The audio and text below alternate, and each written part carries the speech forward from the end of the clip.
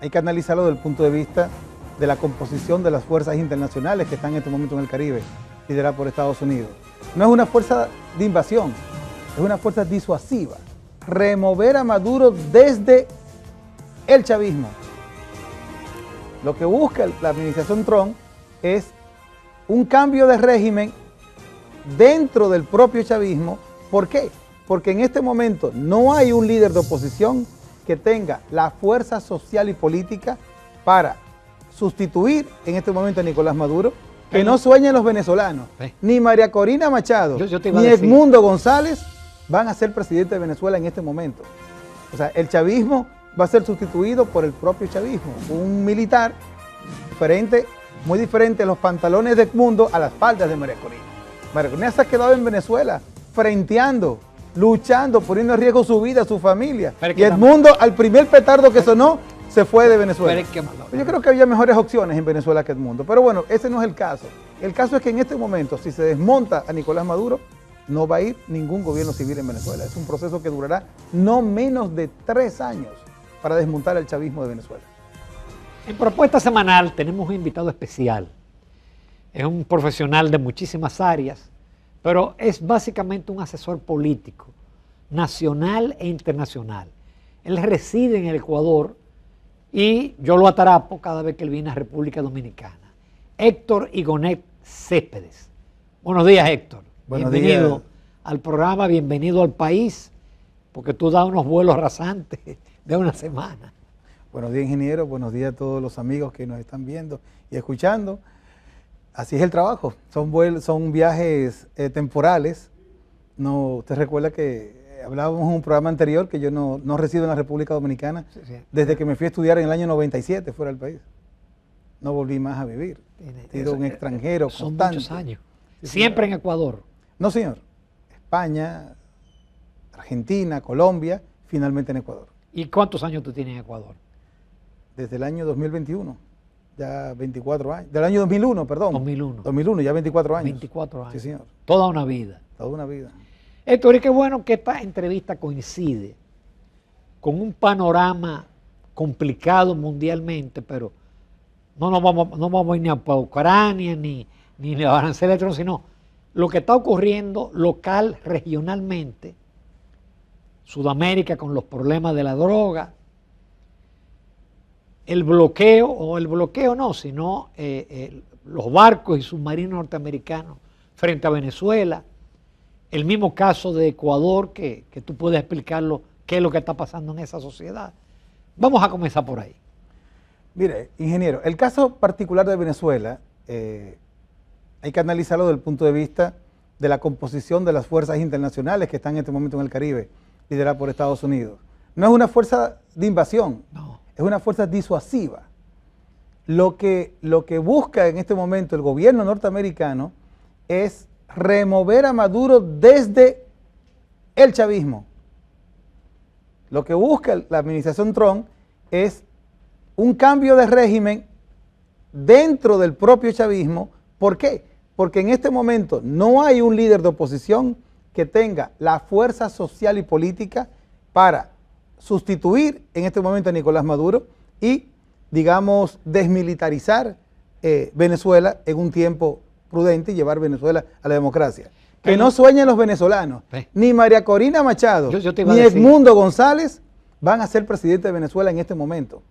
O sea, el chavismo va a ser sustituido por el propio chavismo, un militar, un gobierno de transición que va a desmontar los colectivos paramilitares del chavismo en un plazo no menor de 3 años, y quizás en los próximos 3 años se llamarían elecciones y se elegiría un gobierno civil y democrático que finalmente siente las bases del progreso y el desarrollo que tanto necesita Venezuela. Pero que no sueñe la oposición que en este momento, si Maduro cae, va a subir un líder de oposición al gobierno de Venezuela. Eso no va a pasar. Qué bueno que esto quede en YouTube y queda ahí y uno puede contactar. Vamos a tomarnos la tacita de aroma, sabor y calidad del Café Santo Domingo. Siempre divino el Café Santo Domingo. Es una marca país que nos brinda industrias vanilejas. Muchas gracias. Y por supuesto, sin azúcar, ¿verdad? Kenia. Perfecto. Gracias, Kenia. Salud. Salud. Mira qué interesante Héctor, porque yo no había escuchado esa versión. Uno ve las movilizaciones en Venezuela. Lo que pasa es que la mayoría de los analistas que están hablando del tema no conocen Venezuela. No conocen la geopolítica venezolana. Ahí está el problema. Aquí es obvio que no, los Estados Unidos no van a invadir Venezuela. Claro, Chávez está aprovechando para enervar a las masas, para elevar el patriotismo, pero Maduro Chávez. Se refiere a Maduro Chávez. Maduro. Tengo a Chávez en la cabeza. No, es que Maduro pero parece razonable que la idea es salir de Maduro y de Diosdado Cabello, ¿no? Así es, pero con un gobierno de transición. Se necesita un gobierno militar, no civil, de transición que empiece a desmontar los más de 2.500 colectivos paramilitares armados que tiene el chavismo en Venezuela. Eso no lo va a desmontar María Corina Machado y peor Edmundo González. Edmundo González yo creo que fue el peor error que cometió la oposición venezolana, el haber puesto a Edmundo González en la palestra. Diferente, muy diferente los pantalones de Edmundo a las faldas de María Corina. María Corina se ha quedado en Venezuela frenteando, luchando, poniendo en riesgo su vida, su familia. Y Edmundo, al primer petardo que sonó, se fue de Venezuela. Pero es que Edmundo tiene una edad avanzada. Pero ellos lo sabían. Sí. Ellos sabían las condiciones de edad de Edmundo y sin embargo lo escogieron de candidato presidencial. Porque ella la bloquearon, ella iba a ser candidata. Pero yo creo que había mejores opciones en Venezuela que Edmundo. Pero bueno, ese no es el caso. El caso es que en este momento, si se desmonta a Nicolás Maduro, no va a ir ningún gobierno civil en Venezuela. Es un proceso que durará no menos de 3 años para desmontar el chavismo de Venezuela. Y hay experiencia. Yo estoy pensando un poco en lo que se llamó la primavera árabe, que desmontaron una serie de gobiernos dictatoriales, no se buscó la transición y esos países son un desastre hoy en día. Es el mejor ejemplo, ingeniero, que usted puede contar.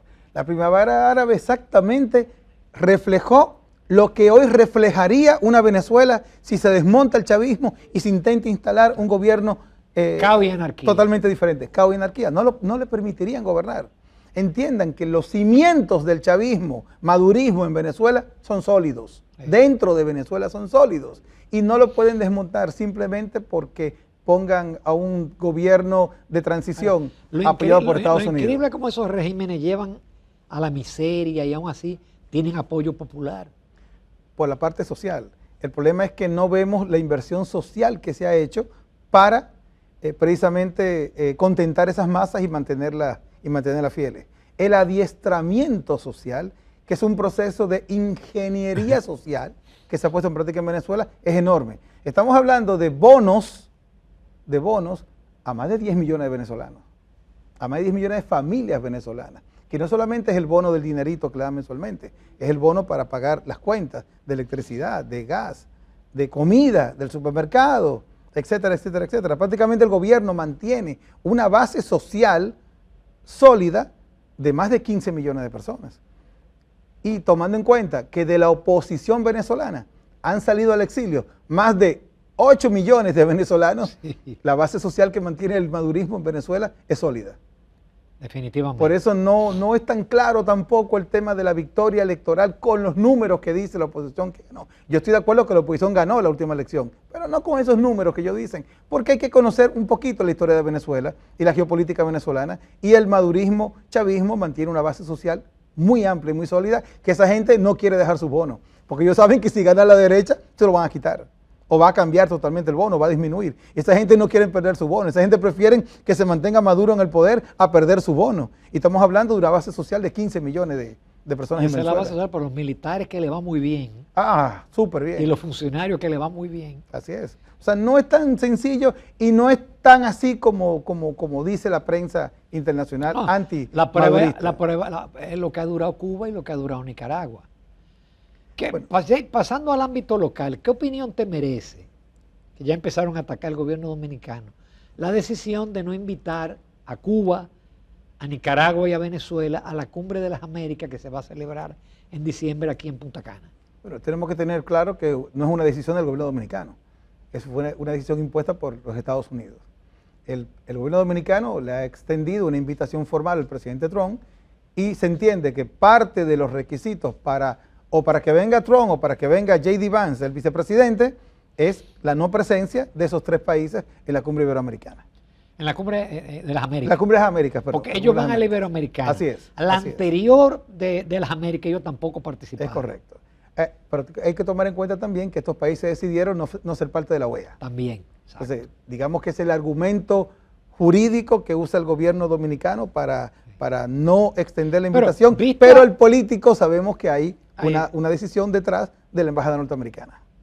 Pero al margen de eso es preferible tener una mayor participación y no una ausencia por tú invites a esos 3 países. Bueno, ya lo vimos en la cumbre iberoamericana que se iba a celebrar en noviembre del año pasado en Ecuador. No fueron.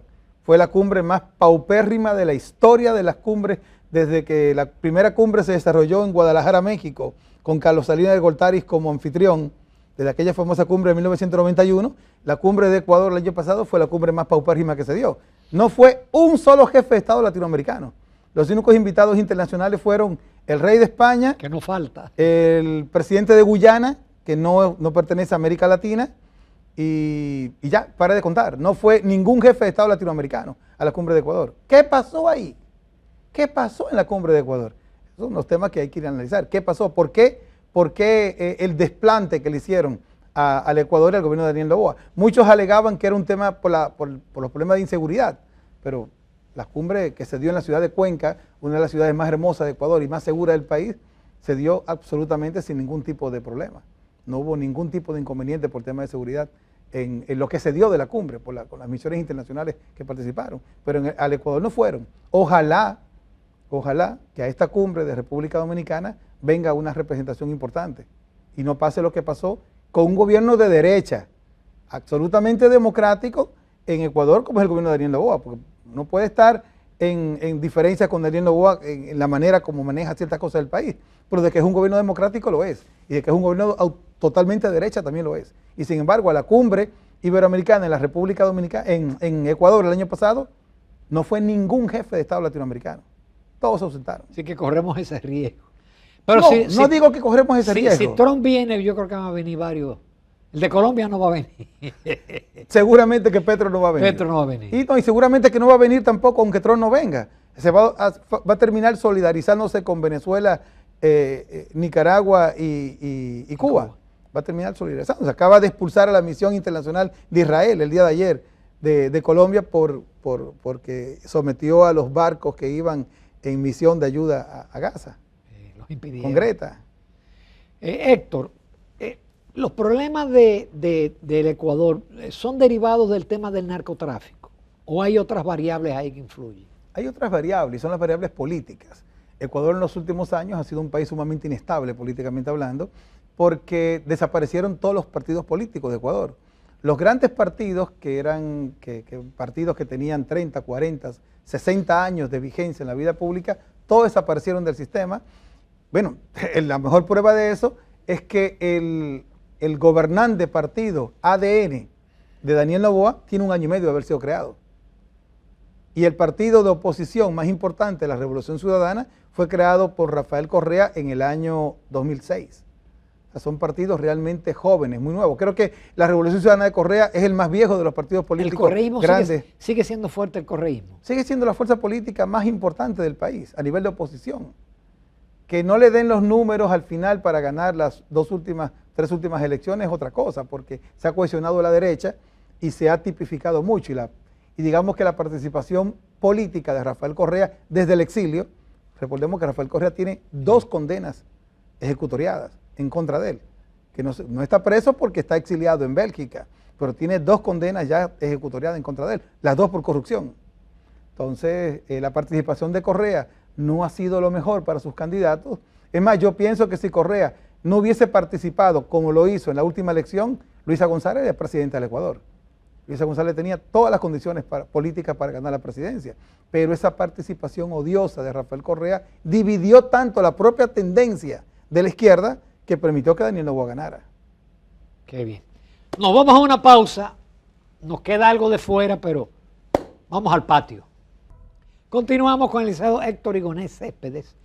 Él es abogado, tiene especialización en diferentes áreas, pero es fundamentalmente un asesor político que ha trabajado mucho en el exterior y también ha trabajado en la República Dominicana.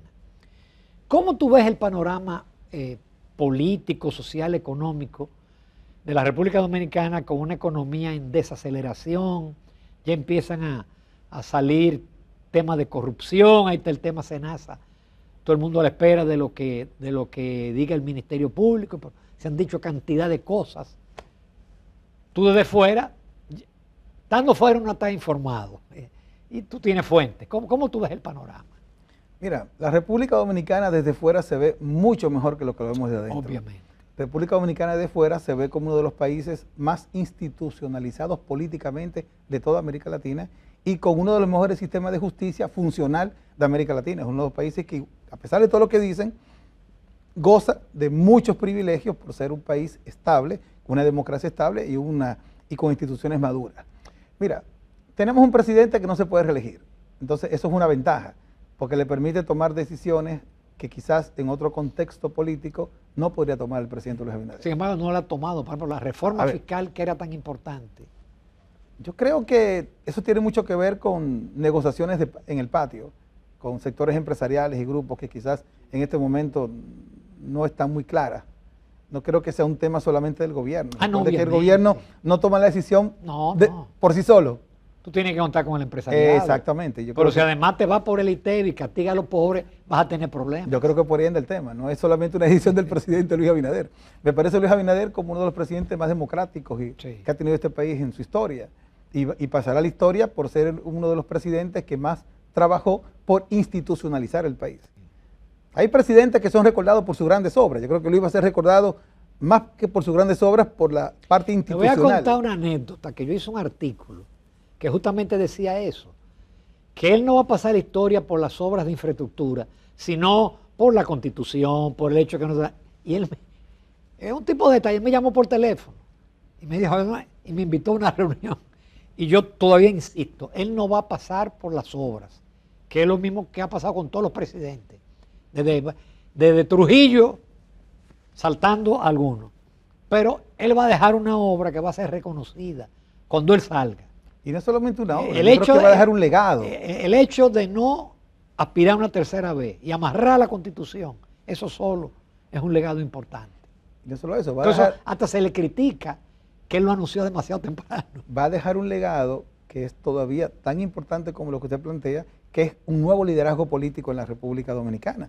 El PRM hoy es el único partido político con una renovación real de cuadros a nivel presidencial. Los tres principales y tres más prominentes precandidatos presidenciales del PRM, ninguno llega a 50 años.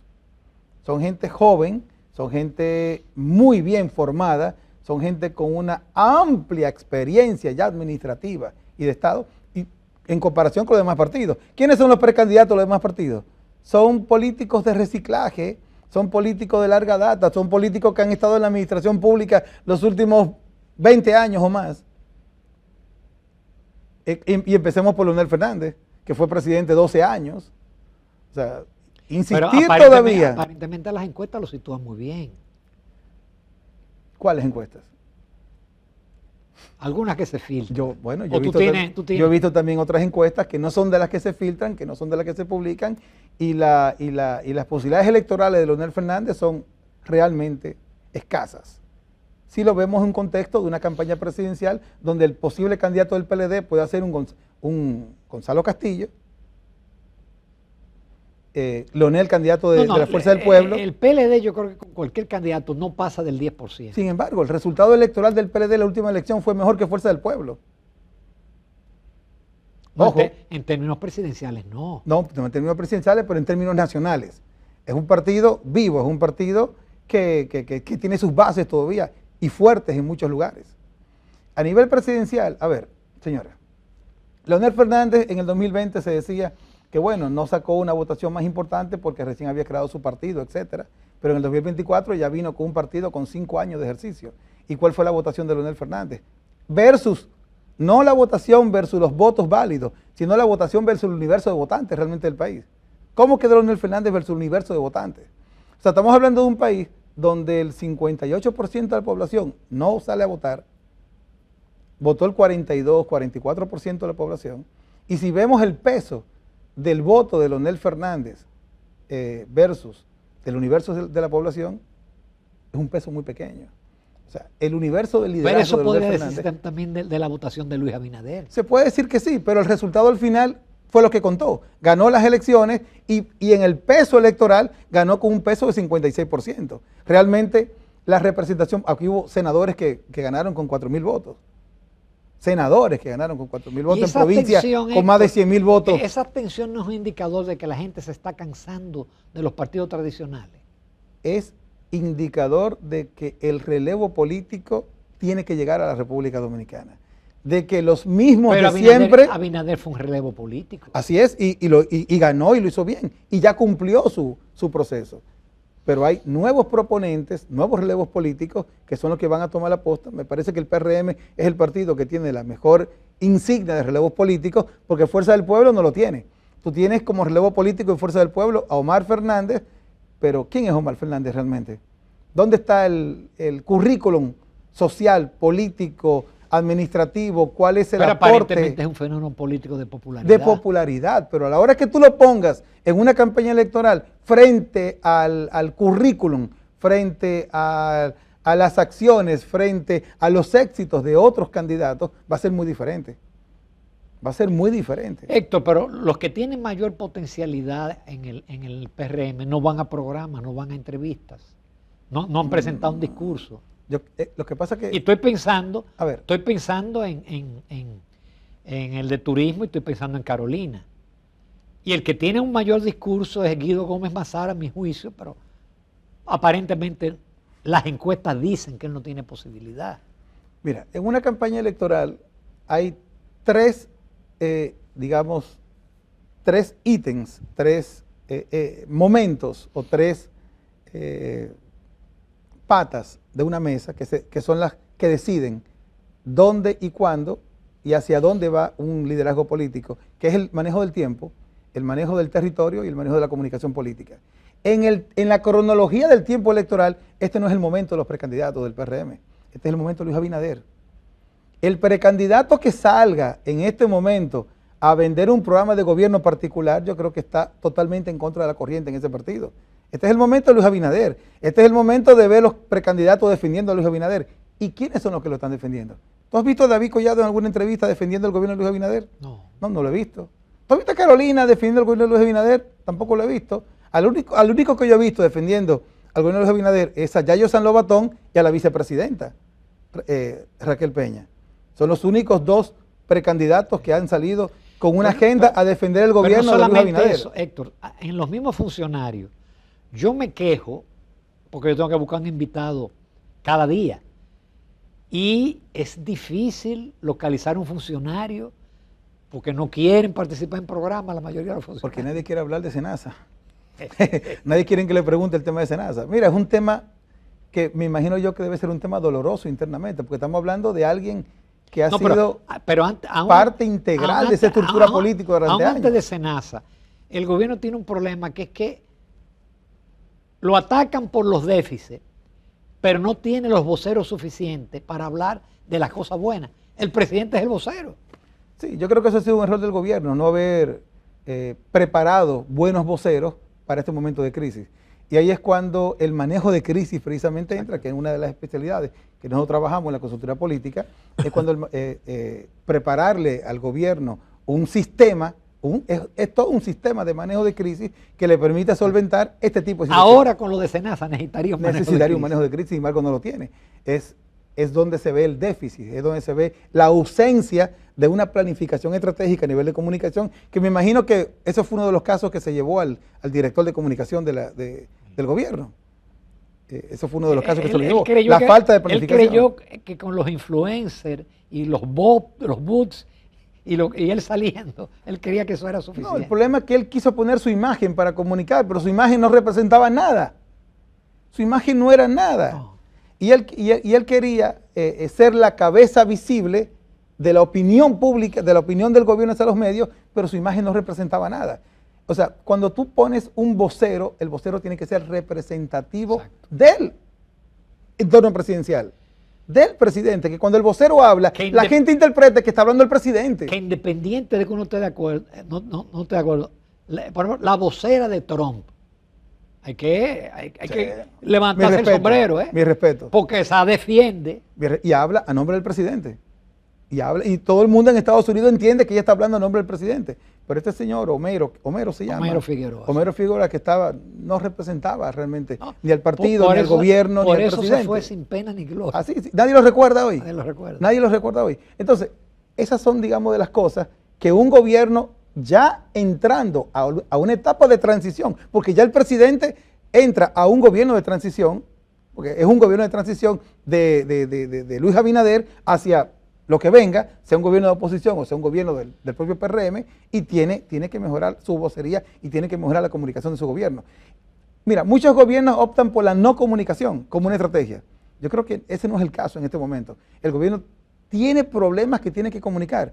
Tiene problemas que inclusive que pueden ser mucho mejor manejados si la gente entiende y asume la verdadera circunstancia de por qué se han dado. En el caso de Senasa, por ejemplo, yo estoy convencido que Luis Abinader es el único presidente desde la muerte de Trujillo que ha llevado con seriedad un proceso interno en contra de alguien de su propia organización política y alguien de su entorno, no solo de organización política, de su entorno personal. Pero veamos la historia reciente. ¿Cuántos funcionarios sometió Leonel Fernández a la justicia? ¿Cuántos funcionarios de su gobierno sometió Danilo Medina a la justicia? ¿Te recuerdas cuántos? Ni Hipólito tampoco. No, ninguno, ni Hipólito, ni Balaguer tampoco. Ninguno lo hicieron. Señor, el único que lo ha hecho en este país se llama Luis Abinader Corona. Yo creo que eso es algo que la gente tiene que valorar. Pero si el Ministerio Público no le responde y esto se alarga, al fin y al cabo le cae el muerto al presidente Abinader. Mira, por más que él ha hablado y ha hecho Twitter, ha dicho, pero el problema es que tampoco el Ministerio Público puede accionar por la agenda de la prensa. Yo creo que a veces la prensa quiere empujar un poquito las cosas para que ciertas acciones se den. Y no sé si el Ministerio Público está a esa velocidad. Yo creo que la prensa quiere llevar al Ministerio Público a 100 kilómetros por hora, pero el Ministerio Público y la investigación va a 50, no a 100. La prensa y una parte del pueblo quiere sangre ya. Exactamente, pero con sangre, Pero sangre no quiere decir justicia. Las investigaciones no son así. Y este es un tema que primero tiene que llevarse con justicia. O sea, que caigan las personas que realmente están involucradas. Si el incumbente dice que él fue que lo denunció y que él fue que llevó el caso y que él no tiene nada que ver, señores, hay que darle el beneficio de la duda. Sí. Pero sobre todo yo creo que necesitan un manejo de crisis. Necesitan un manejo estratégico de crisis. No pueden seguir llevando las cosas como la están llevando, porque no van a terminar muy bien si lo siguen haciendo así. ¿Tú no te atreverías ya finalmente, Héctor, a señalar un potencial ganador de entre los 6 o 7 precandidatos? ¿Tú crees que Yo no? diría que hay dos candidatos que al final son los que van a florecer, van a ser los dos más visibles. Y te voy a explicar las circunstancias del porqué, que es David Collado y Eduardo San Lobatón. Me parece que Carolina Mejía va a terminar apoyando a una de las dos candidaturas. Va a ser vice. No creo, posiblemente, ella va a querer negociar para ser vice, aunque no le sirve tanto ser vice. A ella le sirve más ser una ministra eficiente, desarrollarse administrativamente en un área. El problema de Carolina es que no entendió que ella nunca debió reelegirse en la alcaldía de la capital. La alcaldía de la capital nunca le va a dar a ella la gerencia como para poder mostrar al país una historia de éxito. Y no ha habido un salto de alcalde a presidente. Pero veamos el caso de David Collado. David Collado fue el más inteligente, que fue 4 años alcalde y salió de la alcaldía. Claro. Porque él sabía que la alcaldía fue un proceso importante para su carrera, pero que no le daba el background suficiente como para mostrar una historia de éxito al país. Y de hecho, él no podría mostrar una sola historia de éxito como alcalde.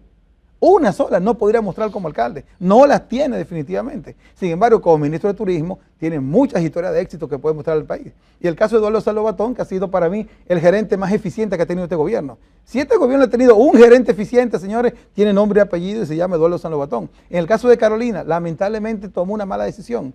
Reelegirse en la alcaldía. Quien le recomendó a la señora Carolina Mejía que se reeligiera en la alcaldía de la capital fue su peor enemigo. Mira, y la vicepresidenta que tiene experiencia de Estado y que tiene muchísimas condiciones y que representa el sector económico de Santiago. Pero no tiene poder político en el PRM. Le pasa algo muy parecido con lo que pasa a David Collado. Por más que veamos los números de David hacia afuera, que son muy buenos, pero hacia adentro del partido, señores, no es así. Hacia adentro del partido no hay cohesión, no hay... Él ni siquiera asiste a las reuniones del partido. No se le ve marca PRM por ningún lado.